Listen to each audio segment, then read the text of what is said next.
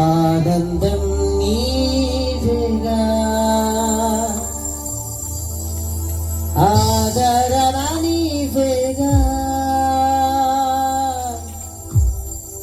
ఆనందం నీవేగా.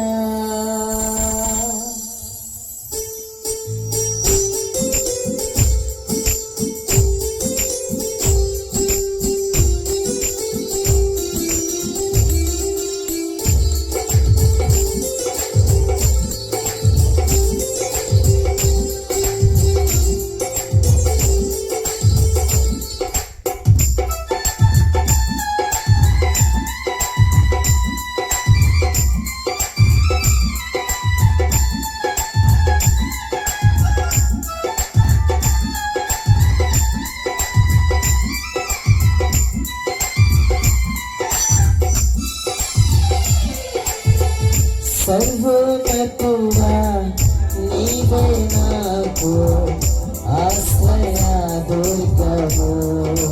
ఓ సర్వోన్నతుడా నీవే నాకు ఆశ్రయ దుర్గము. ఎవరు లేరు నాకు ఇలలో, ఎవరు లేరు నాకు ఇలలో, ఆదరణ నీవేగా, ఆనందం నీవేగా, ఆదరణ నీవేగా, ఆనందం నీవేగా. సర్వోన్నతుడా నీవే నాకు ఆశ్రయ దుర్గము. సర్వోన్నతుడా నీవే నాకు ఆశ్రయ దుర్గము.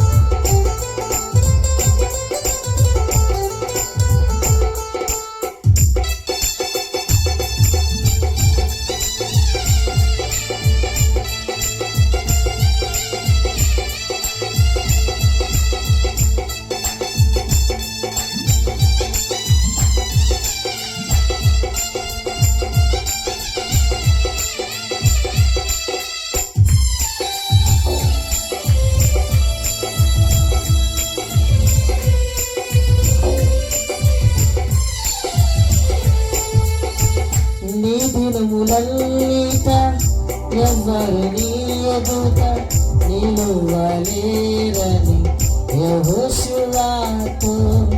నీ దినములన్నిట ఎవ్వరు నీ ఎదుట నిలువలేరని యెహోషువతో వాగ్దానము చేసినావు.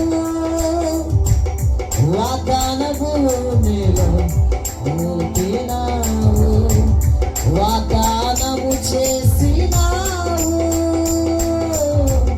వాగ్దాన భూమిలో చేర్చినావు. సర్వోన్నతుడా నీవే నాకు ఆశ్రయ దుర్గము. ఇంకో సర్వోన్నతుడా నీవే నాకు ఆశ్రయ దుర్గము. ఎవరు లేరు నాకు ఇలలో, ఎవరు లేరు నాకు ఇలలో, ఆదరణ నీవేగా, ఆనందము నీవేగా, ఆదరణ నీవేగా, ఆనందము నీవేగా.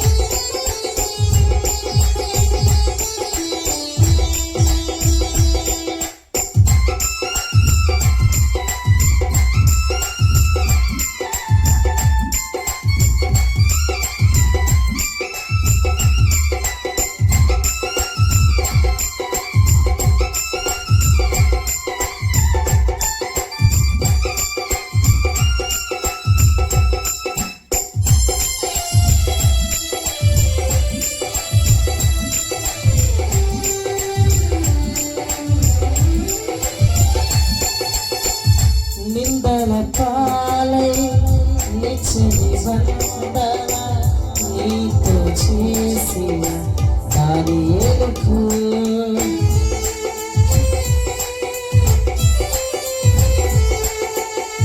నిందన పాలై నిత్య నిబంధన నీతో చేసిన దానియేలుకు సింహాసనాన్నిచ్చిన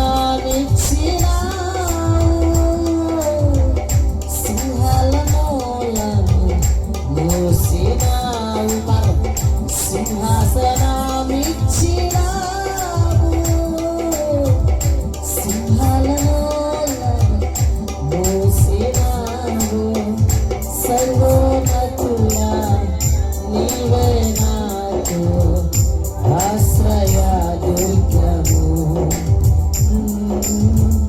సర్వోన్నతుడా నీవే నాకు ఆశ్రయ దుర్గము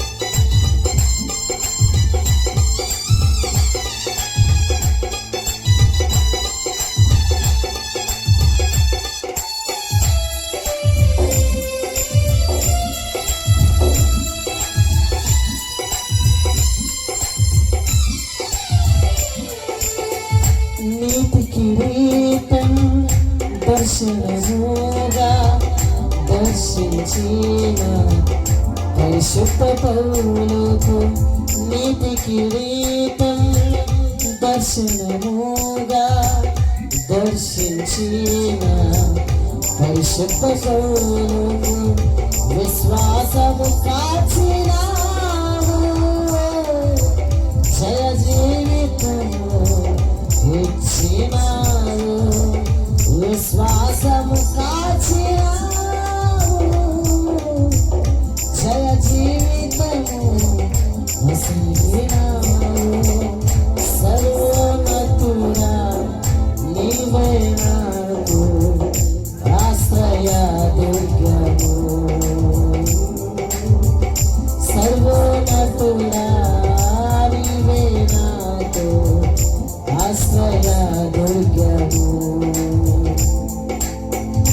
ఎవరు లేరు నాకు ఇలాలు ఎవరు లేరు నాకు ఇలాలు ఆదరణ నీవేగా ఆనందము నీవేగా శబ్ద ప్రతి ఒక్కరు ఆదరణ నీవేగా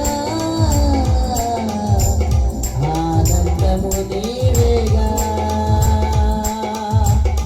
ఆదరణ నీవేగా ఆనందము నీవేగా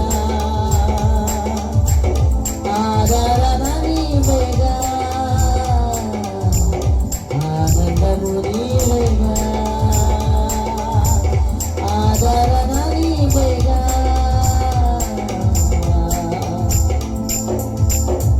ఆనందము నీవేగా దేవునికి స్తోత్రం హల్లెలూయా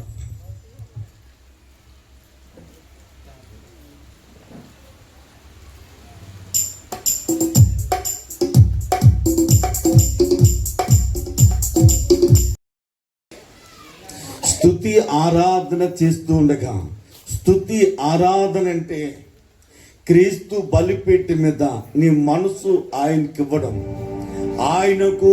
ఆయనను ఆరాధించడం.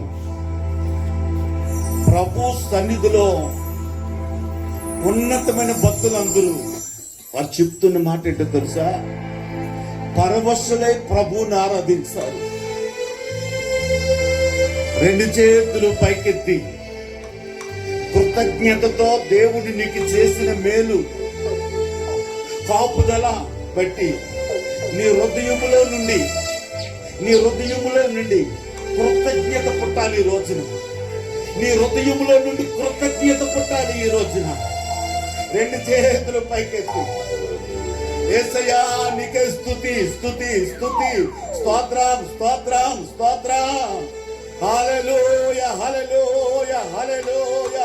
స్వరమెత్తి గట్టిగా స్తుతి స్తోత్రం స్తుతి స్తోత్రం స్తుతి స్తుతి స్తోత్రం స్తోత్రం. స్వరమెత్తాలి. నీ దేవుడైన యెహోవాను పూర్ణ బలముతో, పూర్ణ మనసుతో, పూర్ణ ఆత్మతో ఆరాధించాలి. ఆయనను ఆరాధిస్తుండగా యేసయ్యా స్వరమెత్తి బిగ్గరగా యేసయ్యా నీకే స్తుతి స్తుతి స్తుతి స్తుతి, స్తోత్రం స్తోత్రం. హల్లెలూయా. ప్రభు పాదాల దగ్గర ఉన్న నువ్వు యేసు వైపు చూస్తూ ఉంటే, ఆయన వైపు చూస్తూ ఉంటే, సిలువే పడిన యేసు వైపు చూస్తూ ఉంటే, రక్త సిద్ధమైన యేసు వైపు చూస్తూ ఉంటే, ఆ దెబ్బలే కదా నీకు స్వస్థతనిచ్చింది. ఆ రక్తమే కదా నీ పాపం కడిగింది. ఆ గాయములే కదా, ఆయన హస్తములే కదా నేను సురక్షితముగా కాల్చినది. ఆయన రక్తం వైపు చూస్తూ, ఆయన గాయముల వైపు చూస్తూ, ఆయన వైపు చూస్తూ నీలో హృదయం చలించడం లేదంటే యేసయ్యా నీకు వందనాలయ్యా. నా కొరకు ప్రభా వేలాడబడినా, పెండబడినా, దున్నబడినా మాంసపు ముద్దవలే అయా, మాంసపు ముద్దవలే రక్తమే. ఆ రక్తమే నా పాపాన్ని కడిగింది. ఆ రక్తమే నా శాపాన్ని కడిగింది. ఆ రక్తమే నీలో నేను ఐక్యమవటానికి, పరిశుద్ధత కలగడానికి, నీతిగా జీవించడానికి ఆ రక్తమే కారణం. ఆయన వైపు చూస్తూ యేసయ్యా నీకే వందనాలయ్యా, నీకే స్తుతి స్తోత్రం. హల్లెలూయా. యేసయ్యా నీ వైపు చూస్తున్నాను. నన్ను దాటిపోవద్దు అయ్యా, నన్ను దాటిపోవద్దయ్యా. దేవా నువ్వు నన్ను దాటిపోవద్దు. నీ చేత నేను కడగబడితే, వాక్యమనే శుద్ధ జన్మ చేత కడగబడితే, రక్తము చేత కడగబడితే నాలో మలినం ఉండదు, నాలో పాపం ఉండదయ్యా, నాలో లోకం ఉండదయ్యా, అపవిత్రత ఉండదయ్యా, అపదేశం ఉండదయ్యా, భక్తిహీనత ఉండదయ్యా. నన్ను కడిగయ్యా. స్వరమెత్తుదామా. యేసయ్యా నన్ను కడిగయ్యా. నన్ను అరికాలు మొదలుకుని నెత్తు వరకు నన్ను కడిగయ్యా. నా విధేయత పోవునట్లు, నా పవిత్రత పోవునట్లు, నా కల్మషం పోవునట్లు, నా పాపం పోవునట్లు, నా బుద్ధిహీనత పోవునట్లు యేసయ్యా స్వరమెత్తి గట్టిగా the one that lead the among the south the royal the ravel emarunista in the praise and on the holy in the drought and live in the warning and fabric father and Yolia. So how do you say the Roman and పాట పాడుతూ ఆయనను ఆరాధిద్దాం. పాట పాడేటప్పుడు ప్రభువులో లీనమై, ఆయనలో పరవశమై, ప్రభు స్వాధీనమందు, నువ్వు మనుషుల స్వాధీనమందు కాదు, ప్రభు చేతులకు స్వాధీనముగా అప్పగించుకొని కృతజ్ఞతతో పాడదాం. రాజా నీ సన్నిధిలోనే ఉంటానయ్యా, మనసారా ఆరాధిస్తూ బ్రతికి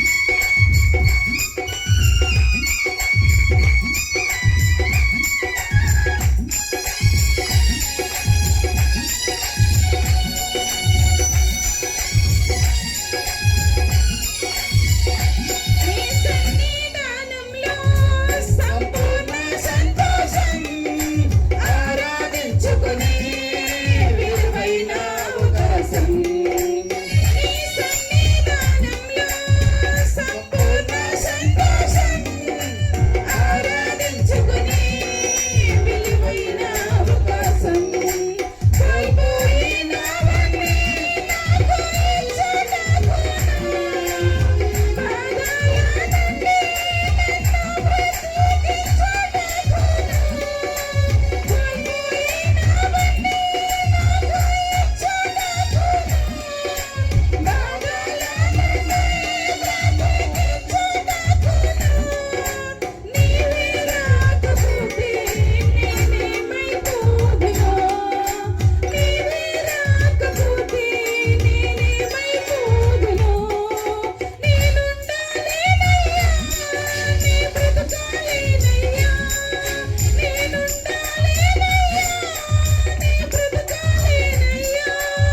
నీవే లేకుండా నేనుండలేనయ్యా నీ తోడే లేకుండా నే బ్రతకలేనయ్యా నీవే లేకుండా నేనుండలేనయ్యా నీ తోడే లేకుండా నే బ్రతకలేనయ్యా రాజా నీ సన్నిధిలోనే ఉంటానయ్యా మనసారా ఆరాధిస్తూ బ్రతికిస్తానయ్యా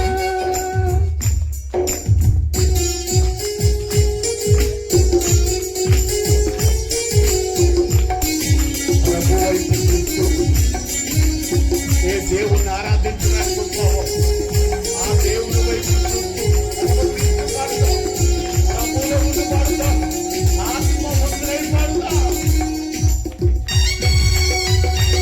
బాగుంటుందిగా దేవుని నీతిని తన ఆత్మ కప్పబోతుంది. పౌరస్తులను పాట పాడుతుండగా, కరతాళ తలుపులు బద్దలు కొట్టినట్టుగా, సంఖ్యలను వెలిగించినట్టుగా, పాట పాడుతుండగా బంధకాలన్నీ విడిపోతున్నాయి.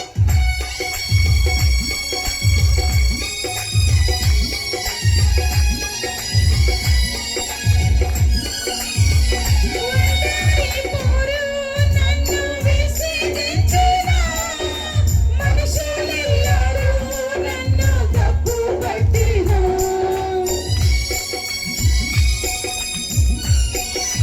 ఒంటరి పోరు నన్ను విసిగించినా మనుషులెల్లరూ నన్ను తప్పు పట్టినా ఒంటరి వాడే మంది అన్నావు నేనున్నానులే భయపడకు అన్నావు ఒంటరి వాడే మంది అన్నావు నేనున్నానులే భయపడకు అన్నావు నేనంటే నీకు ఇంత ప్రేమ ఎంతయ్యా నేనంటే నీకు ఇంత ప్రేమ ఎంతయ్యా నేనుండాలేనయ్యా నీ బ్రతకాలేనయ్యా నేనుండాలేనయ్యా నీ బ్రతకాలేనయ్యా నీవే లేకుండా నేనుండాలేనయ్యా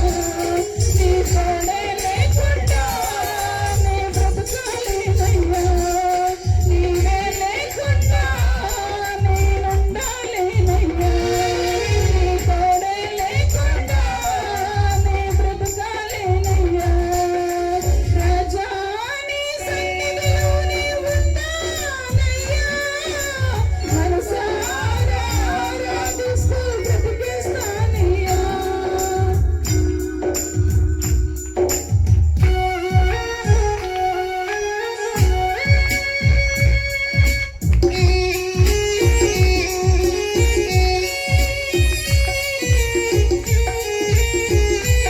ప్రభావవంతులాగే వరకు నీలోనే జీవిస్తా. ఏ దారిలో నేను నడిచినా నీ వెంటే నడుస్తొస్తా. విశ్వాసమును కర్త నీవే నా గమ్యం. నీ బాటలో నడుచుట నాకెంతో ఇష్టం. ప్రభువుతో పాడుతా.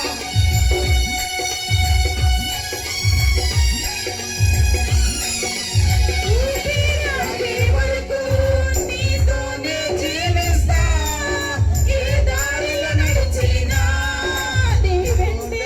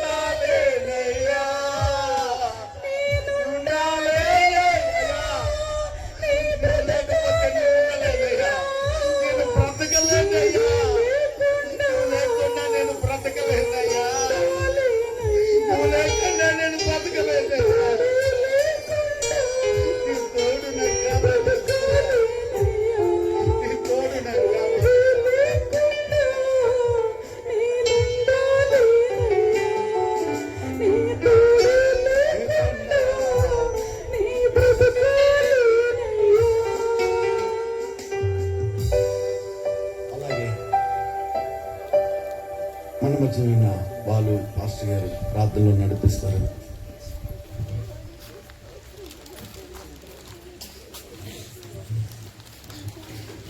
ప్రార్థన చేసుకున్నాండి ప్రతి ఒక్కరు. మహాగణుడ, మహోన్నతుడ, సర్వశక్తిమంతుడ, సర్వాధికారి నీ యొక్క సార్వభౌమాధికారమును బట్టి మీకే స్తుతులు స్తోత్రం చెల్లించుకుంటున్నాం. పరిశుద్ధాత్మదేవ, గడిచిన దినములన్నీ నీ రెక్కల చాటున భద్రంగా క్షేమంగా మమ్మల్ని దాచి మరి యొక్క పరిశుద్ధ వారములో మేమంతా కూడా సజీవుల లెక్కలో మమ్మల్ని ఉంచిన విధమును బట్టి మీకే స్తోత్రం యేసయ్యా. ఇప్పటి వరకు పాటల ద్వారా నిన్ను మహింపరచడానికి, నీ వాక్యమును నాన్న ప్రభు తండ్రి కీర్తన భాగాన్ని ధ్యానించడానికి, నిన్ను అయా మనసారా ఆరాధించడానికి మీరు ఇచ్చిన గొప్ప అవకాశం బట్టి వందనాలు. మంచి వాతావరణాన్ని మాకు ఇచ్చారు, వందనాలు ప్రభు.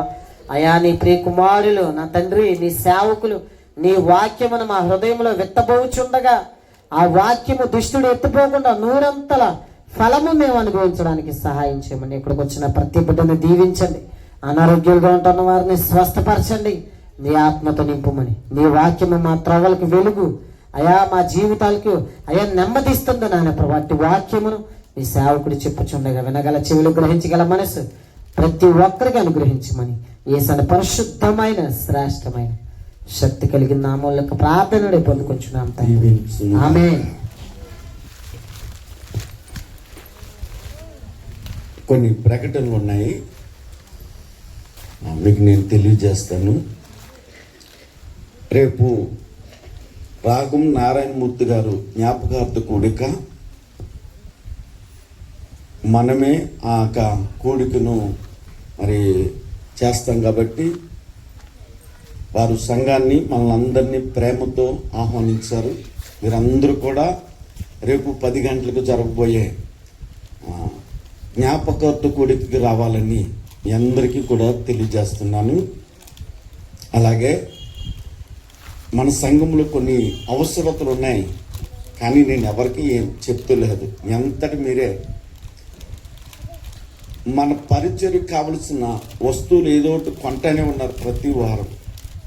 ప్రతి వారం భోజనాల అవసరతలే కానీ మరి గిన్నెల అవసరత కానీ ప్రతి వారం ఏదో కొంటున్నారు.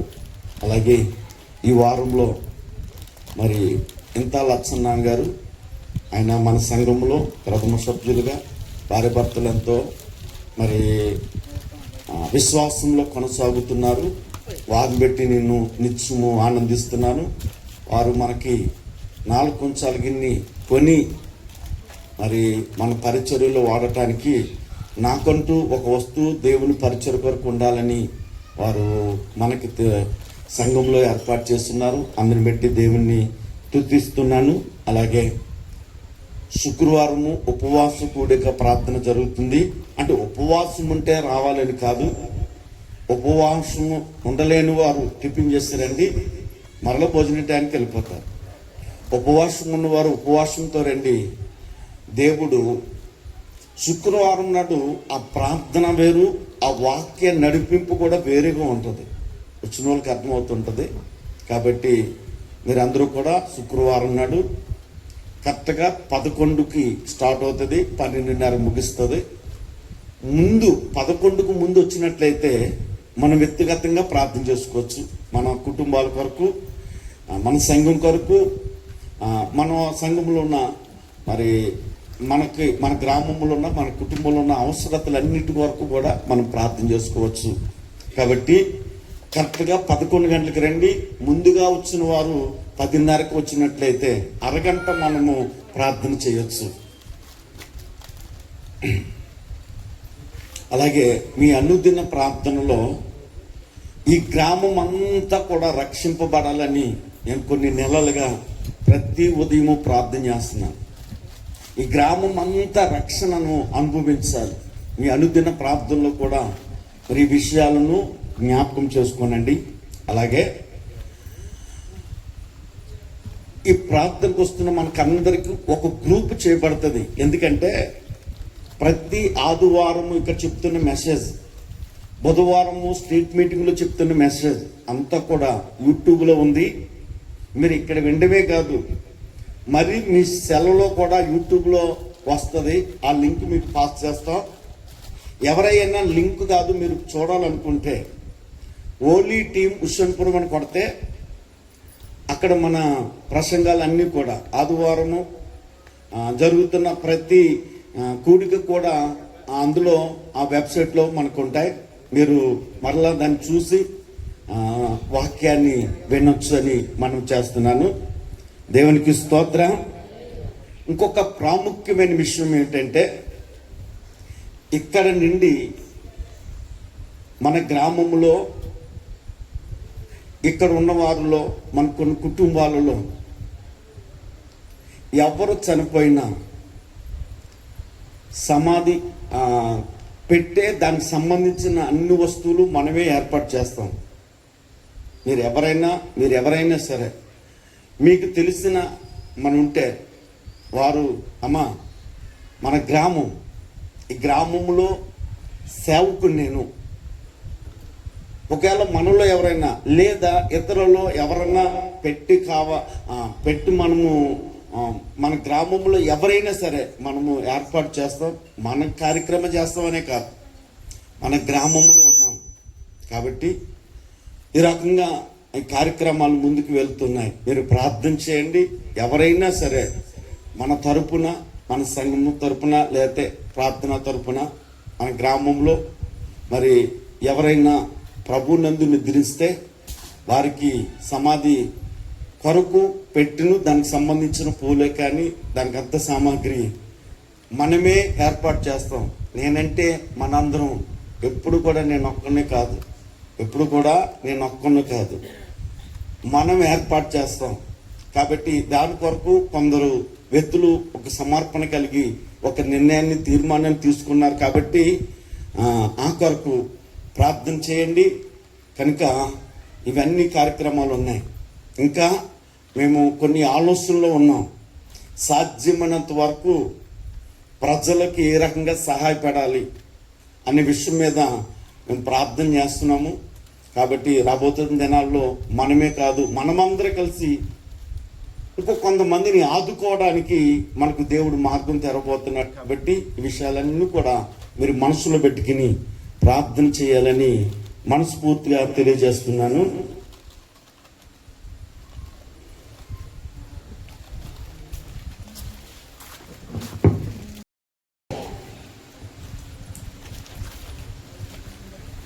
పోయిన వారము మన సబ్జెక్ట్ ఏంటి చెప్పండి? తబిత అనే స్త్రీ చనిపోయింది. శవమును కడిగి మేడగదిలో పెట్టారు. ఇప్పుడు స్త్రీ అనగా సంఘము, స్త్రీ అనగా మనము. ఆత్మీయతలో చనిపోతే మనము కడగబడి మేడగదిలో పెట్టబడాలి. ఆత్మీయతలో చనిపోతే మనం కడగబడి మేడగదిలో పెట్టాలి. ఆత్మీయలో చనిపోవడము అంటే భక్తులో ఉండి ఎదగకపోవడం కూడా చనిపోవడంతో సమానము. భక్తులో ఉండి ఎదగకపోవడం కూడా ఆత్మీయలో పడిపోవడమే. నువ్వు భక్తులో ఉన్నావు, మనము మన పిల్లల ముందు, మన కళ్ళ ముందు మన కుమారుడు ఎదుగుతూ ఉన్నారు. ఎదగకపోతే మన కుమారుడు లోపం కలిగి ఉన్నాడని, అంతే కదా. భక్తులో మనం ఎదగకపోతే మనలో కూడా ఏముంది చెప్పండి? లోపం ఉంది. దేవునికి స్తోత్రం, హల్లెలూయా. మరలా అదే వాక్యాన్ని చదువుకుందాము. అపోస్తుల కార్యాలు 9వ అధ్యాయము 37వ వచనాన్ని చదువుకుందాం. ఆ దినములందు ఆమె కాయలపడి చనిపోగా వారు శవమును కడిగి మేడగదిలో పరుండబెట్టిరి. ప్రార్థన చేసుకుందాం. ప్రతి ఒక్కరూ దేవా నాతో మాట్లాడండి. నేను మాట్లాడితే ఏ హృదయాన్ని మార్చలేను. నన్ను మరుగుపరచాలి. దేవుడి నీతో మాట్లాడాలి. పరిశుద్ధుడా నీకు వందనాలు. చదవబడిన లేఖనాలను మీరు దీవించి నాయనా, పరిశుద్ధాత్ముడు ఈ వచనంలో రాయబడిన నాయన గూఢార్థం ఏదయ్యిందో, ఆత్మీయ అర్థం ఏదయ్యిందో మాకు అందించండి. మాకు అందించండి. మంచి బోధకుడిగా మా మధ్యకు దిగి వచ్చి నన్ను మరుగుపరిచి నీ బిడ్డలందరితో మాట్లాడమని, నీవు మాట్లాడుతుండగా ప్రతి వాని నేత్రాలు తెరవబడును గాక. నీవు మాట్లాడుతుండగా ప్రతి వాని ఆత్మీయ చెవులు తెరవబడును గాక. మా మధ్యకు దిగి వచ్చిన యేసు ప్రభుల వారి పేరట ఈ ప్రార్థన అడిగి వేడుకుంటున్నాను తండ్రి, ఆమేన్. దేవునికి స్తోత్రం, హల్లెలూయా.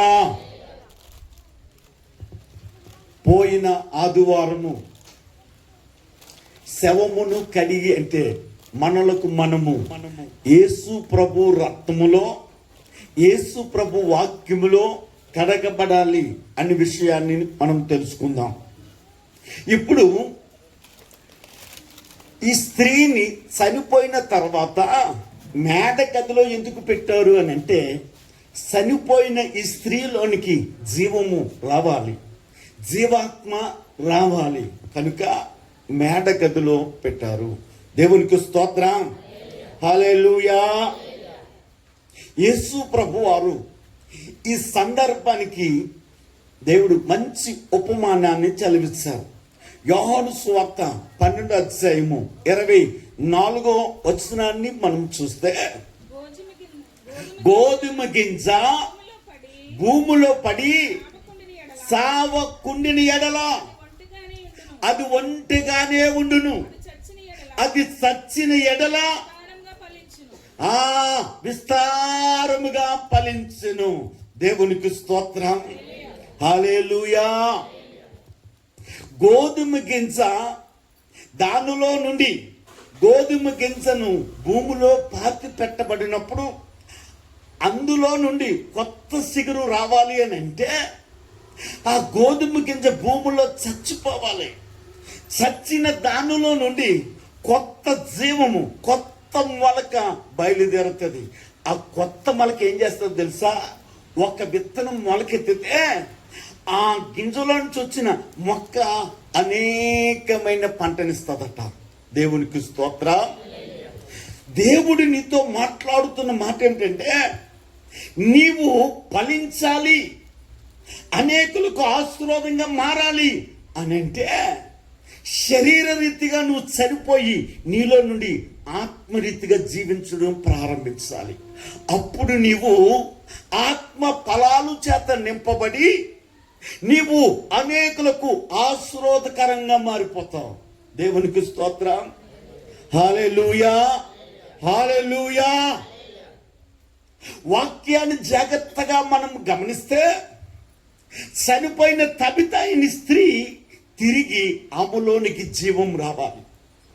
ఆత్మీయతలో పడిపోయిన, భక్తి జీవితంలో పడిపోయిన మనందరిలోనికి దేవుని జీవాత్మ మనలోనికి రావాలి అని అంటే ఏం చేయాలి? ఆత్మీయతలో పడిపోతున్నావా? భక్తి జీవితంలో ఎదుగుదల లేదా? భక్తి జీవితంలో మరుగుజ్జుతనం కలిగి ఉన్నావా? నీవు మరలా భక్తి జీవులో జీవించాలి, లేపబడాలి అని అంటే బైబిల్ గ్రంథంలో చక్కని ఉపమానం మనకు తెలియజేస్తుంది. 2వ రాజుల గ్రంథము 4వ అధ్యాయము 34వ వచనాన్ని మనం చూస్తూ ఉంటే,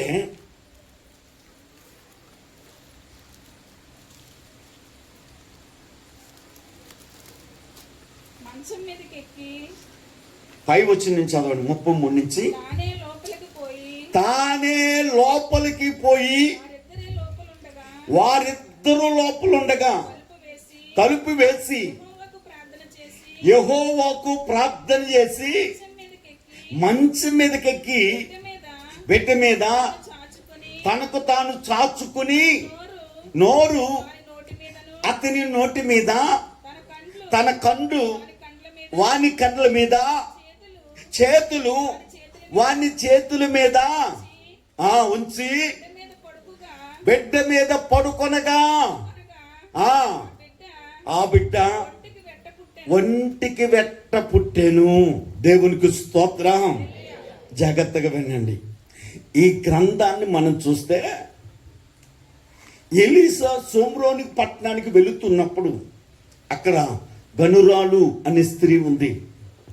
ఈ గనురాలు స్త్రీ ఎలీసా సోమ్రోను పట్టణానికి వెళుతున్నప్పుడు వస్తున్నప్పుడు ఏమి గమనించినది అంటే, ఈ ఎలీషా భక్తి గల దైవజనుడిని ఎరిగి ఆ భక్తి కలిగిన దైవజనుడికి మేడ మీద ఒక గది కట్టించిందట. దానిలో మంచం ఒకటి, దీపస్తంభం ఒకటి, బల్ల ఒకటి పెట్టించిందటండి. దేవునికి స్తోత్ర. దైవజనుడు ఆ పట్టణానికి వచ్చినప్పుడల్లా ఆ పట్టణంలో సువార్త ప్రకటించి దేవుని మాట తెలియజేసి ఆ ఇంటిలో ఆ గదిలో విశ్రాంతి తీసుకుని వెళ్ళేవాడు. దేవునికి స్తోత్రం. ఒకనొక దినమందు ఇప్పుడు ఈ కొనురాలు దేవునికి గది కట్టించింది, ప్రవక్తకు ఆశ్రయం ఇచ్చింది, కానీ ఏది కూడా దైవజనుడిని కోరలేదట. దైవజనుడే ఎలీషే ఒక దినమందు గెహాజీని పిలిచి ఈమెకి ఏమైనా చేయవలసి ఉందా అని అడిగాడు. అడిగితే ఆ శిష్యుడైన గెహాజీ అంటాడు, అయ్యా ఈమె భర్త బహు వృద్ధాప్యం కలిగిన వాడు, ఈమెకు సంతానము లేదు అని అంటే ఎలీషా ప్రార్థన చేస్తే గనురాలకు సంతాన ప్రాప్తి కలిగింది. గనురాలకి ఏం కలిగిందట? సంతాన ప్రాప్తి కలిగింది. అలా దినములు జరుగుతూ ఉండగా కొన్ని దినాల తర్వాత ఆ కుమారుడు తండ్రి దగ్గర పొలంలో పనిచేస్తూ ఉంటే తలపోయనే అని చనిపోయాడు. చనిపోయిన తరువాత ఏ ఇంటిలో మరణము సంభవించిన, ఏ గ్రామంలో మరణము సంభవించిన, ఏ పట్టణంలో మరణము సంభవించినా చనిపోగానే ఏం చేస్తారు? శవమును శుద్ధి చేసి భూస్థాపిత కార్యక్రమం చేస్తారు. కానీ గొనురాలు ఏం చేసింది తెలుసా? ఆ చనిపోయిన బాలును తీసుకుని ఏ ప్రవక్త కొరకు మేడ గది కట్టించిందో ఆ మేడ గదిలో ప్రవక్త పడుకున్న మంచం మీద పడుకోబెట్టిందట. దేవునికి స్తోత్రం. ఇప్పుడు ఈ ఎలీషా వచ్చి ఆ గదిలోనికి వెళ్ళి తలుపు వేసి ఇప్పుడు ఈ దేవునికి ప్రార్థన చేసిన తరువాత ఇప్పుడు బిడ్డ మీద అంటే శవం మీద తాను సరుసుకున్నాడంట. దేవునికి స్తోత్రం. అంటే ఇప్పుడు చనిపోయిన శవం ఎలా పడుకోబెడతారో తెలుసు కదా మనకి. వెనుక భాగం కిందకు ఉంటుంది, ఎదురు భాగం ముఖం అన్నీ కూడా పైకి కనబడతాయి. ఇప్పుడు శవమునకు ఆపోజిట్ డైరెక్షన్లో ప్రవక్త శవం మీద పడుకుని శవము నోట్లో నోటు పెట్టాడంట, కళ్ళ మీద కళ్ళ అనించాడట, చెయ్యి మీద చెయ్యి అంచాడట. ఇప్పుడు ఆ గదిలో మనము చూస్తూ ఉంటే చనిపోయిన కుమారుడు కనబడలేదు. ఎవరు కనబడుతున్నారు అని అంటే ఎలీషాయే కనబడుతున్నాడు. ఈ క్రమము జరుగుతూ ఉండగా రాయబడిన సందర్భం ఏమిటంటే ఆ బిడ్డకు వెట్ట కలిగినది. దేవునికి స్తోత్రం. ఆ బిడ్డకి ఏం కలిగిందంట? వెట్ట కలిగింది, వేడు పుట్టింది, జీవం పుట్టింది, జీవాత్మ పుట్టింది. దేవునికి స్తోత్రం. హల్లెలూయా. ఆత్మీయ జీవితంలో చనిపోయిన ప్రతి వాడు ఏం చేయాలో తెలుసా? చనిపోయిన ఈ చిన్నవాడి మీద ఎలీషా పడుకున్నట్లుగా ఎలీషాను చూస్తున్నప్పుడు, ఆ చిన్నవాడిని చూస్తున్నప్పుడు చిన్నవాడు కనబడలేదు, ఎలీషా కనబడుతున్నాడు కదా. నీవు నీ దేవుని చేత జీవాత్మతో నింపబడాలి, పరిశుద్ధాత్మతో నింపబడాలి అంటే నీ ఆ శవం మీద ప్రవక్త తాను చాసుకున్నట్లుగా దేవుడు నీ మీద సాసుకుని ఉండాలి. దేవుడి నీ మీద సాసుకుని ఉండాలి అంటే ఏంటో తెలుసా? దేవుని వాక్యమే కనబడాలి, నీవు కనుమరుగైపోవాలి. దేవుని ఆత్మ చేత నువ్వు నడిపింపబడాలా, అభిషేకింపబడాలా. అయితే దేవుడు ఏమంటున్నాడో తెలుసా? నీలో వెట్ట పుట్టాలి. వెట్ట అనగా పరిశుద్ధాత్ముడు. వేడి, వెట్ట అనగా వేడి, వేడి అనగా పరిశుద్ధాత్ముడు. పరిశుద్ధాత్మ నీలోనికి రావాలి అని అంటే, వెట్ట నీకు కలగాలి అని అంటే, శవము కనబడట్లేదు, శవం మీద పండుకొనినా ప్రవక్తే కనబడుతున్నాడు. ప్రభు సన్నిధిలో ఉన్న నీవు కనబడకూడదు, ప్రభు నీలో కనబడాలి. ప్రభు నీలో ఎలా కనబడతాడు? ప్రభువును నీలో చూపించడం ఎలా అని మనం చేస్తే, దేవుడు ప్రేమామయుడు. దేవునికి ఉన్న లక్ష్యం ఏంటి చెప్పండి? ప్రేమామయుడు. యేసు కలిగిన ప్రేమ నీవు కలిగి, నిన్ను వలె నీ పొరుగు వాడిని ప్రేమించమన్నదే దేవుడు చెప్తున్న ప్రధాన ఆజ్ఞ.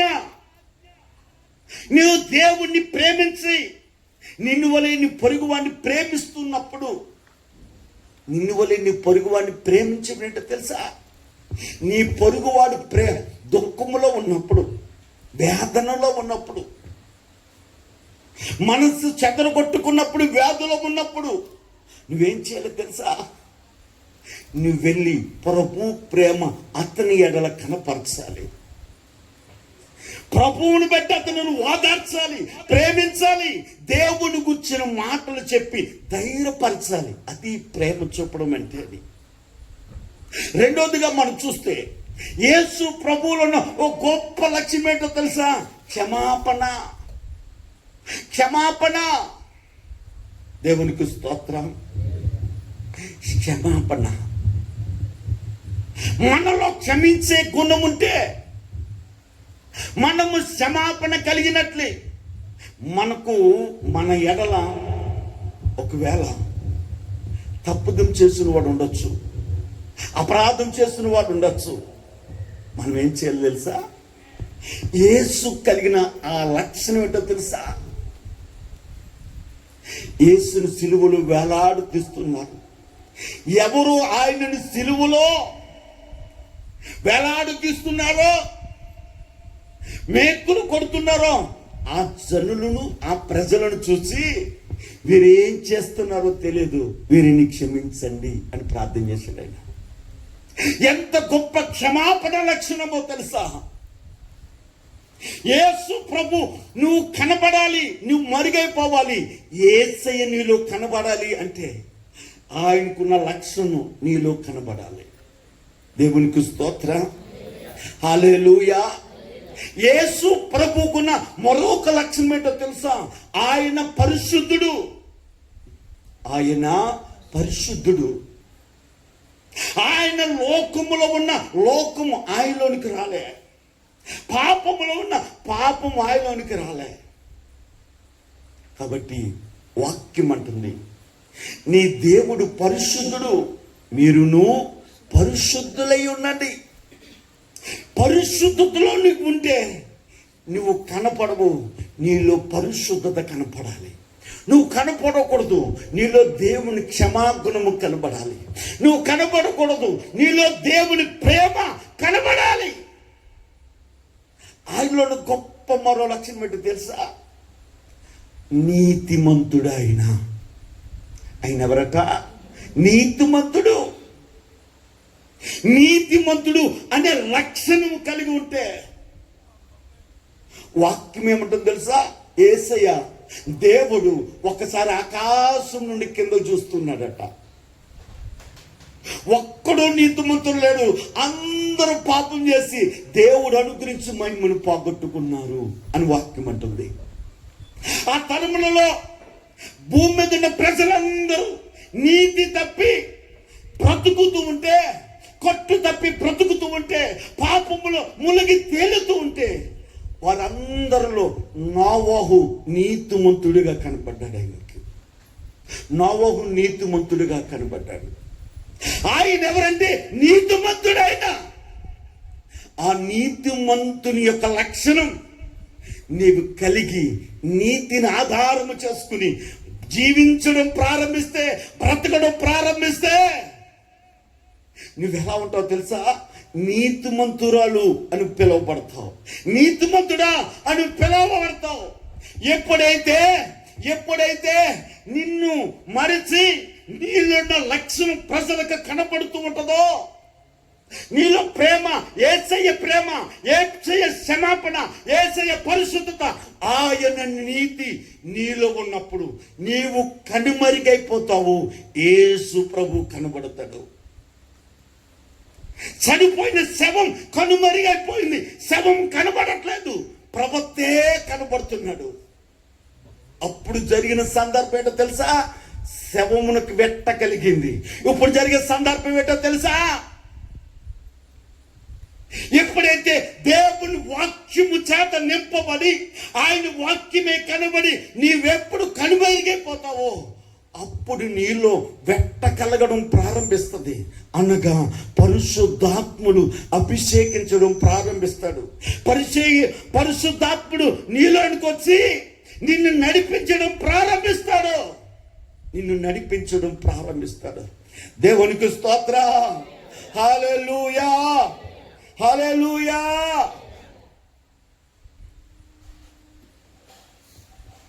మొదటి రాజుల గ్రంథము 17వ అధ్యాయాన్ని ఒకసారి చదువుదాం. 19వ వచనం.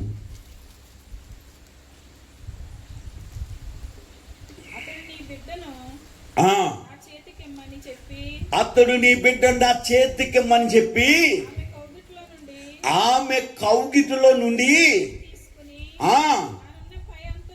తనున్న పై అంతస్తు గదిలోనికి వెళ్ళి తన మంచం మీద అతను పడుకొని పెట్టి, యెహోవా నా దేవా, నన్ను చేర్చుకొనిన యెదవరాలి కుమారుని ఆ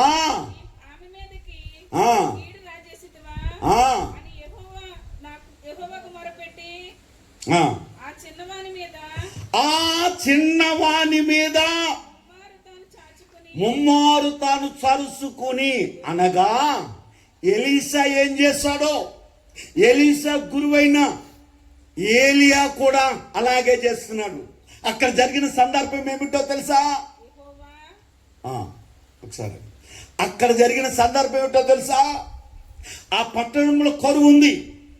ఆ పట్టణంలో కరువు ఉన్నప్పుడు ఏలియాతో దేవుడు అన్నాడు, నీవు కెరేతు వాగు దగ్గర ఉండి అన్నాడు. కెరేతు వాగు దగ్గరికి దేవుడు కాకులు ఆజ్ఞయిస్తే కాకులు రొట్టెని మాంసాన్ని పట్టుకుని ఇచ్చేవి. ఎప్పుడట? ఉదయము సాయంత్రం. ఆ కెరేతు వాగులో నీరు ఎండిపోయిన తర్వాత దేవుడు ఏలియాతో మాట్లాడుతున్నాడు. సారేపతి అని ఊరికి వెళ్ళి అక్కడ ఎదవరాలు ఉంది, అక్కడ ఉండన్నాడు. అక్కడికి వెళ్ళిన తర్వాత సారేపతి ఎదవరాల యొక్క పరిస్థితి, దుస్థితి ఎలా ఉందో తెలుసా? ఆ పూటకే ఇంత పిండి ఉందంట, ఇంత నూనె ఉందంట. ఇప్పుడు ఆ పిండితో రొట్టె వేసుకుని తిని చచ్చిపోదాం అనుకుంటున్నారు. దేవుడు అంటున్నాడు, ఈ రోజున పరిస్థితులను తాళలేక, శ్రమలను తట్టుకోలేక, ఓదార్పు పొందనలేక, శ్రమలో నీవు చాలు ఈ జీవితం అని సాలించుకుంటున్నావేమో. సారేపత్తులో ఉన్న ఆ స్త్రీ కూడా అలాగే అనుకుంది. కానీ ప్రవక్త వెళ్ళిన తర్వాత జరిగిన సందర్భం ఏంటో తెలుసా? కరువు కాలం అంతా కొండలో పిండి తరగలేదు, బుడ్డులో నూనె తరగలేదు. ఇలా జరుగుతూ ఉండగా ఏం జరిగిందంటే ఆ వెధవరాలి కుమారుడు చనిపోతే ఆ కుమారుని సంకనేసుకుని గబగబా మేడ గదిలోనికి వెళ్ళి ఆ కుమారుని మంచం మీద పడుకోబెట్టి తాను సరుచుకున్నాడంట. అనగా శవం మీద పడుకుని ఆ శవం మీద కళ్ళు పెట్టి, నోరు పెట్టి, తన ప్రవక్త చేతులు ఆ పిల్లవాడి చేతుల మీద పెట్టి తాను సరుచుకుని, అంటే శవం ఎలా పడుకుందో ఆపోజిట్ డైరెక్షన్ లో పడుకున్నాడు ఏలియా. జరిగిన సందర్భం ఏంటో తెలుసా? ఎప్పుడైతే పడుకున్నాడో ఆ శవములోనికి జీవాత్మ వచ్చింది. ఏ ఆత్మ వచ్చిందట? జీవాత్మ వచ్చి కుమారుడు లేచి నిలబడ్డాడు. ఈ రోజున దేవుడు నీతో చెప్పుతున్న మాట ఏంటో తెలుసా? నీవు భక్తిపరుడిగానే ఉన్నావు, నీతిమంతుడిగానే ఉన్నావు. అది సరిపోదు. ఎందుకు సరిపోదో తెలుసా? నీకు వెట్ట అవసరం, నీకు పరిశుద్ధాత్మ అవసరం. పరిశుద్ధాత్మ చేత నువ్వు నింపబడితే పరిశుద్ధాత్ముడు సర్వ సత్యములోనికి నిన్ను నడిపిస్తాడు. సత్యం అనగా యేసు ప్రభు. యేసు ప్రభువులో నిన్ను నడిపిస్తావు. పరిశుద్ధాత్ముడు నిన్ను నడిపించడం ప్రారంభించిన తర్వాత శ్రమ వచ్చినా నువ్వు ఏం చేస్తావు తెలుసా? తప్పిపోవు. ఇబ్బందులు కలిగినా తప్పిపోవు. ఏం చేస్తావు తెలుసా? శ్రమలో దేవుని స్తుతిస్తావు, ఇబ్బందులో దేవుని స్తుతిస్తావు, సంతోషంలో దేవుని స్తుతించడం ప్రారంభిస్తావు. దేవునికి స్తోత్రం. తండ్రి కాలము జరిగిపోయినది, యేసు ప్రభు వారి కాలము జరిగిపోయింది. ఇది కృపాకాలం, ఇది పరిశుద్ధాత్మ కాలం. ఎవడైనను నా ఆత్మ లేనివాడు నా వాడు కాదు. దేవుని ఆత్మ లేనివాడు ఆయన వాడు కాదు. 10 మంది కన్యకులు యేసు ప్రభు కొరకు ఎదురు చూస్తూ ఉంటే వారు కునికి నిద్రిస్తున్నారట. ఈ లోపు దేవుడు వచ్చాడు. వారిలో అభిషేకమను తైలము చిత్తపరచుకున్న వారిని దేవుడు గదిలోనికి తీసుకెళ్ళిపోయాడు. వారిలో ఏం లేదట, తైలం లేక బుడ్డ ఆరిపోయింది. తైలం లేక బుట్ట ఆరిపోయింది. ఆత్మీయ జీవితం ఆరిపోయింది, భక్తి జీవితం ఆరిపోయింది.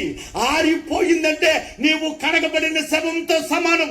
కడగబడిన శవం మరలా దేవుడు వెట్ట కలిగించి ఎలాగున లేపాలో పరిశుద్ధాత్ముడు ఆరిపోయిన నీ జీవితం, సలారిపోయిన ఆత్మీయ జీవితాన్ని పరిశుద్ధాత్ముడే లేపాలైనా, పరిశుద్ధాత్ముడే అభిషేకించి నిన్ను నడిపించాలి. దేవునికి స్తోత్రం. హల్లెలూయా, హల్లెలూయా. బెట్ట నీకు అవసరం అమ్మా. పరిశుద్ధాత్ముడు ప్రతి వ్యక్తికి అవసరం. అది యేసు ప్రభువు వారు ఆ ఒలివల కొండ మీద ఆయన ఆరోహణం అవుతూ, ఆయన ఆరోహణకు ముందు చెప్పిన మాట ఏంటో తెలుసా? అక్కడ 530 మంది ఉన్నారు. ఎంతమంది అంటే అండి? 530 మంది ఉన్నారు.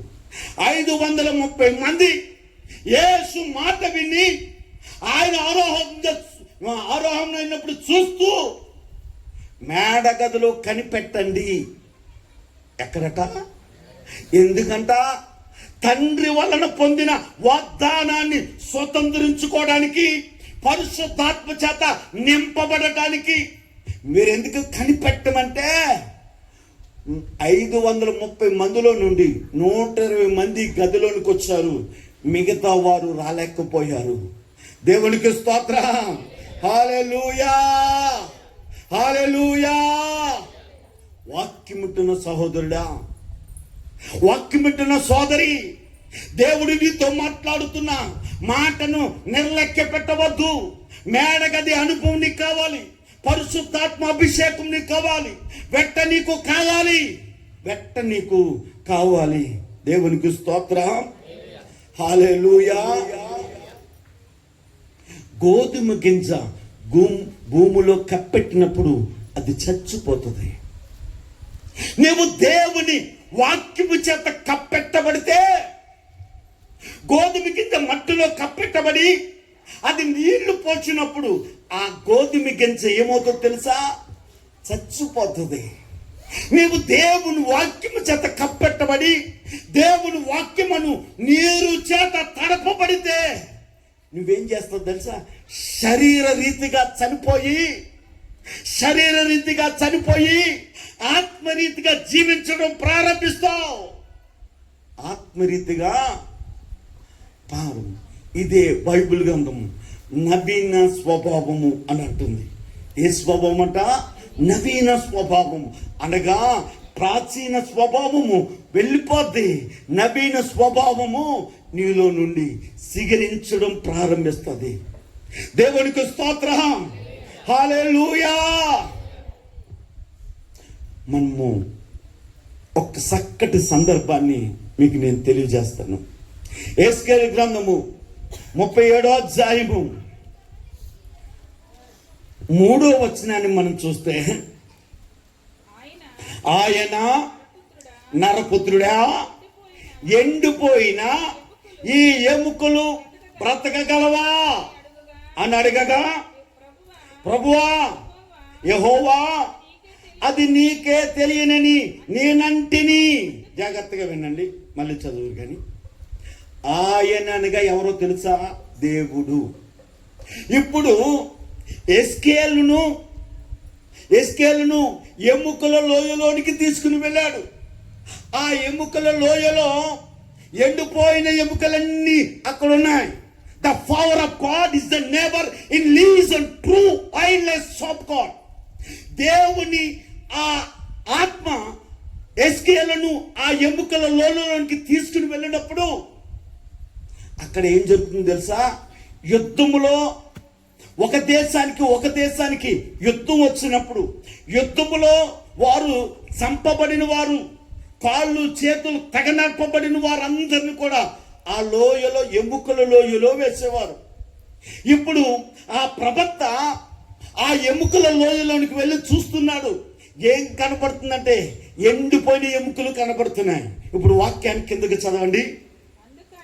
అందుకాయన ప్రవచనమెత్తి ఎండిపోయిన ఎముకలతో ఇట్లనుము, ఎండిపోయిన ఎముకలారా యెహోవా మాట ఆలకించుడి. ఈ ఎముకలకు సెలవిచ్చినదేమనగా వీరు బ్రతుకున్నట్లు నేను మీలోనికి. దేవునికి స్తోత్రం, హల్లెలూయా. జాగ్రత్తగా వినండి. ఇప్పుడు ప్రవక్తతో దేవుడు అంటున్నాడు, ఎండిపోయిన ఎముకలలోనికి జీవం రావాలి. ఎండిపోయిన ఎముకలు మాంసాన్ని తొడుగుకుని నరము కట్టుకుని మరలా తిరిగి బ్రతకాలి. బ్రతకగలవా అంటే ఏమో నాకు తెలియదు అంటున్నాడు ప్రవక్త. అంటున్నాడు, అయితే ఈ ఎండిపోయిన ఎముకలలోనికి జీవాత్మ రాగలిగినట్లుగా ప్రవచించు. దేవుడు పరిశుద్ధాత్ముడు ఈ రోజు నీతో మాట్లాడుతున్నది ఏంటో తెలుసా? అందరు పరిశుద్ధాత్మ పొందాలని ప్రవచించమంటున్నాడు. But Christ and truth are very clear like sabo and the rebellion in power of God and reason truth and prison and are living all suffered like unto the world and dies and the rebel living stock and prouse and treason and God and living and show you frost and rebel the person and God and living and revenge of joy. Ammonium force. దేవుడు ప్రవచించమంటున్నాడు. వాక్యం ఎందుకో తెలుసా? నిన్ను దేవుడు తన ఆత్మతో నింపాలి. ఎండిపోయిన ఎముకలలో జీవము పంపించగలిగితే పచ్చెముకలోనికి జీవాన్ని పంపించలేడా? నీలోనికి పరిశుద్ధాత్మను పంపించలేడా అంటున్నాడు. ఎస్కేలు ప్రవచించు. నీవు ప్రవచిస్తే 4 మూలల నుండి 9వ వచనాన్ని చదవండి.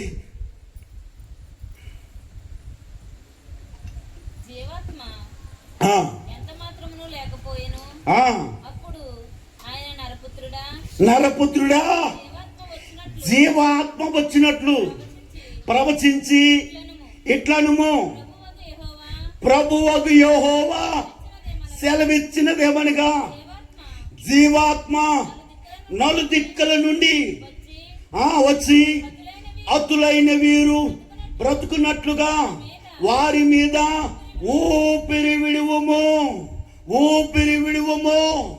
దేవునికి స్తోత్రం. చనిపోయిన వారు ఎముకలు జీవాత్మ కలిగి మాంసము తొడుగుకుని, శరీరాన్ని తొడుగుకుని, నరము కండర వ్యవస్థలంతా తొడుగుకుని జీవించినట్లుగా నీవు ప్రవచిస్తే జీవాత్మ 4 దిక్కుల నుండి వారిలోనికి దిగి వస్తుంది. దేవునికి స్తోత్రం. యేసు ప్రభులు వారు మేడ గదిలోనికి ఎందుకు వెళ్ళమన్నాడో తెలుసా? ఎందుకు కనిపెట్టమన్నాడో తెలుసా? కనిపెడితే ఆయన జీవాత్మ మనుషుల మీదకు ఓదబోతున్నాడు. జీవాత్మ మనుషులకి రాబోతుంది. ఎప్పుడైతే మేడ గదిలో 120 మంది కనిపెట్టి ప్రార్థన చేస్తున్నారో వారిలోనికి నలు దిశ నుండి అగ్ని నాలుగులుగా పరిశుద్ధాత్ముడు వారిలోనికి దిగవచ్చి వారిని కాల్చడం ప్రారంభించాడు.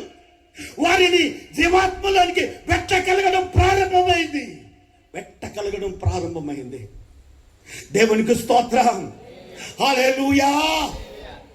ఎండని ఎముకలలోనికి దేవుడు జీవాత్మ పంపించినట్లుగా, మేడ గదిలోనికి అగ్ని నాలుకలుగా దేవుని ఆత్మ పంపబడినట్లుగా దేవుడు నీతో మాట్లాడుతున్నాడు. పరిశుద్ధాత్మ పొందుకో, పరిశుద్ధాత్మ చేత నింపబడు, పరిశుద్ధాత్మ చేత నువ్వు కాల్చబడాలి. మనము దేవుని ఆత్మ చేత కాల్చబడాలి. మనము దేవుని ఆత్మ చేత కాల్చబడాలి. దేవునికి స్తోత్రం. హల్లెలూయా. 530 మంది దేవుని మాట విన్నారు. దేవుడు వాగ్దానం కొరకు కనిపెట్టండి మేడగదిలో అన్నారు. విన్నవారు 120 మంది. నేనంటాను, నీ పక్కవారి మాట నీకు అనవసరం, నీ ఎదుటి వారి మనసు అనవసరం. నువ్వెందుకు రావాలో తెలుసా? వెట్ట కలిగించుకోవడానికి రావాలి, పరిశుద్ధాత్మ అభిషేకం పొందడానికి రావాలి, దేవుని ఆత్మ చేత నింపబడడానికి రావాలి, ఎండని ఎముకలలో జీవాత్మ చేత నింపబడడానికి రావాలి. దేవుడు ప్రవచిస్తుండగా, ప్రవక్త ప్రవచిస్తుండగా కాల్చబడడానికి, అభిషేకింపబడడానికి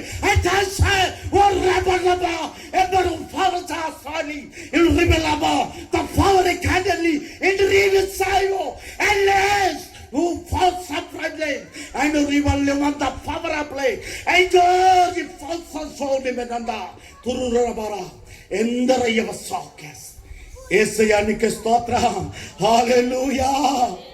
ప్రవచించడం, దేవుడు ప్రవచిస్తున్నాడు, ప్రవక్త ప్రవచిస్తున్నాడు.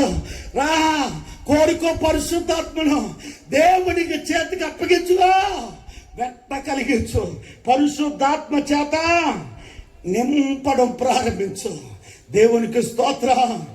ఎండిపోయిన ఎముకల లోయలో దేవుడు జీవాత్మ ప్రసాదించగా చనిపోయిన వాడు తిరిగి లేచి, వాక్యం అంటుంది, గొప్ప సైన్యమైపోయారట. దేవునికి స్తోత్రం. హల్లెలూయా.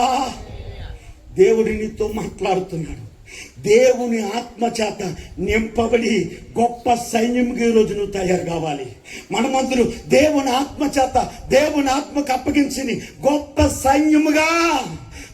సైన్యముగా దేవుడు నిన్ను చేయబోతున్నాడు. దేవునికి స్తోత్రం. హల్లెలూయా. హల్లెలూయా. వాక్యంలో మనం చూస్తే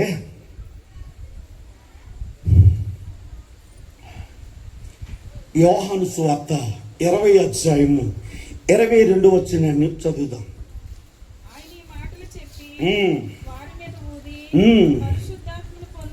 పరిశుద్ధాత్మను ఏ మాటలు చెప్పి? మీరు మేడ గదిలోనికి వెళ్ళండి, పరిశుద్ధాత్మను పొందండి. ఈ మాటలు చెప్పి ఏం చేశాడంట? దేవుడు ఊదాడట. ఏముదడైనా? దేవుడు ఊపిరి ఊదగా నరుడు జీవించు ఆత్మాయను. ఎక్కడ? ఆదికాండంలో. ఆ నరుడు పాపములో, ఆజ్ఞ అతిక్రమము పాపము, ఆ పాపములు వచ్చిన జీతం మరణం. దేవుడు ఊదిన ఊపిరిని మరణము ద్వారా పోగొట్టుకున్నాడు.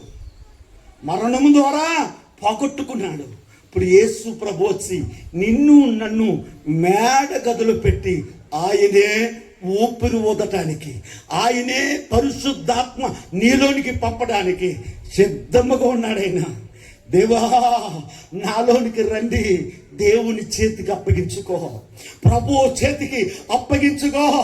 ఎప్పుడు ప్రభు చేతికి అప్పగించుకుంటావో అప్పుడు నీలోనికి జీవాత్మ బోధపోతున్నాడు ఆయన. దేవునికి స్తోత్రం. ఇంకొక మంచి మాట చదువుదాం. ఎస్ఐ గ్రంథము 26 అధ్యాయము 19 వచనాన్ని చదువుదాం. ఎవరట? మృతులైన నీవారు. ఎవరు? నీవారు, నీ కుటుంబం, నీ సంఘం, నీ బిడ్డలు మృతులైన వారు అనక దేవునికి దూరమైన వారు, వాక్యముతో కప్పబడిన వారు, దేవుని ఎరగని వారు అంటున్నాడు. ఏంటట? మృతులైన నీ వారు బ్రతుకున్నట్లు నా వారి శవములు జీవమున్నట్లు. ఎవరట? శవములు జీవమున్నట్లు దేవుడు నిన్ను ప్రవశిస్తున్నాడు. దేవుని ఆత్మచేత నింపబడుతున్న ఈ దినాలలో దేవుని పరిశుద్ధాత్మను కప్పబెడేసి, వాక్యాన్ని కప్పబెడేసి శరీర సంబంధ రీతిగా మాట్లాడుతున్న దినాలు, లాభసాటిగా మాట్లాడుతున్న దినాలు. ఈరోజు మనుషులకు కావలసిందేటో తెలుసా? పరిశుద్ధాత్మ అభిషేకం. పరిశుద్ధాత్మ నీ హృదయములోనికి వచ్చి నీలో నివసించి నిన్ను నడిపించాలి. ఈ అనుభవం కావాలి. ఈ అనుభవం లేకుండా ఎన్నిసార్లు భక్తి జీవితంలో ఉన్నా నువ్వు భక్తి జీవితంలో పడిపోతావు. మహా ప్రవక్తలే పడిపోయారు. మనము పడిపోకుండా, మన విశ్వాస జీవితంలో తొలగిసలాడకుండా ప్రభు మార్గంలో తెల్లగా చక్కగా నడవాలి అంటే మనలో ఒక నడిపించాలి. ఒక కుమారుడు నడక నేర్చుకునేటప్పుడు వాడు పడిపోకుండా ఉండాలంటే తండ్రి చేపట్టుకోవాలి, తండ్రి నడిపించాలి. ఈరోజు లోకంలో పడిపోకుండా, ఆత్మీయ జీవితంలో పడిపోకుండా పరిశుద్ధాత్ముడు నీ చేయబట్టుకుని నిన్ను నడిపించాలి. ఇలాంటి దినాలలో వాక్యం ఏం చెప్తుందో తెలుసా? అనేకులట పరిశుద్ధాత్మకు వ్యతిరేకమైపోతున్నారట. ఎఫెసీయులకు రాసిన పత్రిక 4:30 చదువుకుందాం.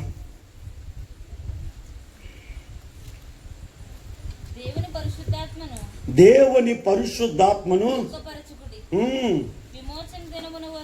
విమోచన దినము వరకు ఆయన యందు మీరు ముద్రింపబడి. దేవునికి స్తోత్రం. పరిశుద్ధాత్మను మీరు ఏం చేయకూడదట? వ్యతిరేకించకూడదు, దుఃఖపరచకూడదు. పరిశుద్ధాత్ముడు ఏం చేస్తున్నాడో తెలుసా? పరిశుద్ధాత్ముడు మీకు ఒక విమోచన దినం ఉంది. ప్రభు రాకడలో మేఘం మీద వచ్చే ఒక దినం ఉంది. నీవు ప్రభు చెంతకు చేర్చుకునే ఒక దినం ఉంది. అదే విమోచన దినము. ఆ విమోచన దినమందు ప్రభువులో ఐక్యమవటానికి పరిశుద్ధాత్ముడు నిన్ను ముద్ర చేస్తున్నాడట. పరిశుద్ధాత్మ ముద్రను చెరిపేసుకుంటున్నావా? పరిశుద్ధాత్మకు వ్యతిరేకముగా జీవిస్తున్నావా? వాక్యం అంటుంది, ఆయన ప్రత్యక్షమయ్యే ఆ దినాన పరిశుద్ధాత్మ ముద్రను, ఆయన ముద్రించిన ముద్రను మనం చెరిపోకూడదు. పరిశుద్ధాత్మే ఆ విమోచన దినమందు ప్రభుతో కలిపేది. మోకరిద్దాం, ప్రార్థన చేసుకుందాం. ఎవరు కోరయా? ఎండిపోయాను, ఎండని ఎముకలలో జీవాత్మ పంపించున్నట్లుగా యేసయ్యా, పరిశుద్ధాత్ముడా నా మీదకి జీవాత్మ పోదు, నా ముందుకు పరిశుద్ధాత్మను పోదండి నాయనా. ఇదిగో ప్రభా, ఎలీసా శవం మీద చర్చుకున్నట్లుగా యేసయ్యా నాలో నేను కనబడకూడదు, వాక్యమే కనబడాలి, దేవుడే కనబడాలి. అయ్యా నేను మరుగైపోవాలి, నువ్వు కనబడాలి. నేను మరుగైపోవాలి, నువ్వు కనబడాలి. పకరించు, స్వరమెత్తి అయ్యా నేను మరుగైపోవాలి, నువ్వు బాధంగా కనబడాలి. నాయనా కలిగించు, స్వరమెత్తాలి. ఓ you fire and love on share. That ever holy and rebel to other part of land and the rebel on shore. The God of Friday is the rebel and the word of Satan and the power of God and he finance it. Oh, you woman. And the river source of irrelevant to the fallings and rebel enjoy that silent night. అయ్యా నీ ఆత్మతో నింపు, స్వర్గత్తనమ్మా. అయ్యా నీ ఆత్మనే కావాలి, నా ఆత్మనే కావాలి. ఎండిపోయిన ఎముకలలో జీవాలు వచ్చినట్లుగా, ఎండిపోయిన ఎముకలలో జీవాత్మ వచ్చినట్లుగా యేసయ్యా నాలోనికి నీ జీవాత్మ, నాలోనికి నీ జీవాత్మ, నాలోనికి పరిశుద్ధాత్మ, నాలోనికి పరిశుద్ధాత్మ నింపయ్యా, నింపయ్యా. ఇది అమ్మా అనాలోచనగా ఉండే సమయం కాదు. నీ ప్రభువు నిన్ను తాకే సమయం ఇది.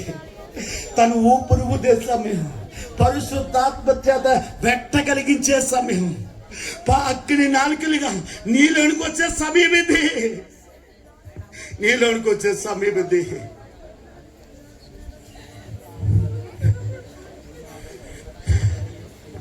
స్వరమెత్తుదా, అయ్యా వెట్ట నాకు కావాలయ్యా, పరిశుద్ధాత్మ నాకు కావాలయ్యా. ఎండిపోయి మోడైపోయినా నా జీవితం మీదకి అయ్యా ఆ ప్రవచనాత్మ నాలోని రావాలి, ఆ ప్రవచనం నాలో నిలబడాలి, ఆ దేవుని ఆత్మ చేత నేను నింపబడాలి, పరిశుద్ధాత్మ శక్తితో నేను నింపబడాలయ్యా, నింపబడాలయ్యా. ప్రార్థన చేసుకుందాం. మహాపరిశుద్ధుడా నీకు వందనాలు. ఈ కడవరి దినాలలో పరిశుద్ధాత్మ ఎంత అవసరమో, పరిశుద్ధాత్మ ఎంత అవసరమో అయ్యా. నా బిడ్డలందరూ ఈ సన్నిధిలో ఉన్నారు, వెట్ట కలిగించండి. పరిశుద్ధాత్మ దేవా, నీ బిడ్డలందరిలో అగ్ని నాలుకలుగా దిగరండి, పావురముగా దిగరండి అయ్యా. మీరు నా బిడ్డలోనికి రండి. అభిషేకమా, అభిషేకమా, నా బిడ్డలను దర్శించు, నా గ్రామాన్ని దర్శించు. అభిషేకమా, ఈ బిడ్డలందరినీ దర్శించండి. దేవానికి వందనాలు. నీ బిడ్డలందరూ మీ చేతులకు అప్పగిస్తున్నాను నాయనా. నాయనా శరీరీతిగా మీరు చచ్చిపోవాలి, మాలో నుండి క్రీస్తులో బతికే జీవితం ప్రారంభమవ్వాలి అయ్యా. నీలో మీరు చచ్చిపోవాలి, మీ క్రియల మూలంగా చచ్చిపోవాలి, లోకానుసారంగా చచ్చిపోవాలి, శరీరీత్యా చచ్చిపోవాలి. నీతి విషయంలో సిగరించాలి, పరిశుద్ధత విషయంలో సిగరించాలి అయ్యా. కృప చూపు, నీ బిడ్డలందరినీ దర్శించు, నీ ఆత్మతో నింపు, కృపతో కప్పండి ప్రభా. నీ సన్నిధిలోనికి వచ్చిన ప్రతి వారిని సంపూర్ణంగా స్వస్థపరచండి, సమాధానంతో నింపండి అయ్యా. అక్కరలో నీ బతుకొచ్చారు నాయనా, నీ సన్నిధిలో ఉన్న ప్రతి వారి అక్కర్లు మీరు తీర్చండి. దేవానికి వందనాలు.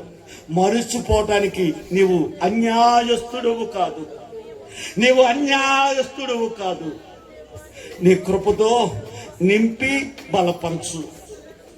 నీ బిడ్డల కన్నీరును నాట్యముగా మార్చి ప్రతి వారి కన్నీళ్లు తూరమ్మని మా మధ్యకు దిగు వచ్చి ప్రతి వ్యక్తిని తన ఆత్మతో వెలిగిస్తూ ప్రార్థించే ఆత్మ, విజ్ఞాపన చేసే ఆత్మను నాయనా మొర్రపెట్టే ఆత్మని బిడ్డలకి ఇచ్చి నాయనా మొర్రపెట్టే భాగ్యం ఇచ్చిన యేసు ప్రభుల వారి పేరట ఈ ప్రార్థన అడిగి వేడుకొని పొందుకొని ఉన్నాము తండ్రి. ఆమేన్. యేసు రత్నోత్సయము, ప్రవేశ రత్నోత్సయము.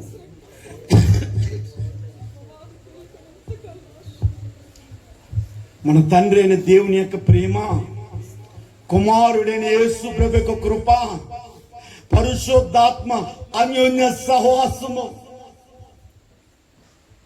మనమందరము వెట్ట కలిగించుకొని జీవాత్మను పొంది పరిశుద్ధాత్మను పొంది ఓ నవనూతన జీవితాన్ని ప్రారంభించే భాగ్యం, నీతిని అనుసరించే భాగ్యం, పరిశుద్ధంగా జీవించే భాగ్యం, ప్రభువులో ఐక్యమయ్యే భాగ్యం ఇచ్చి దీవించునుగా.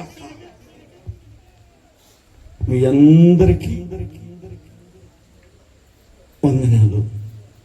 ప్రభు మిమ్మల్ని దీవించునుగాక. ఆమేన్. ఆమేన్.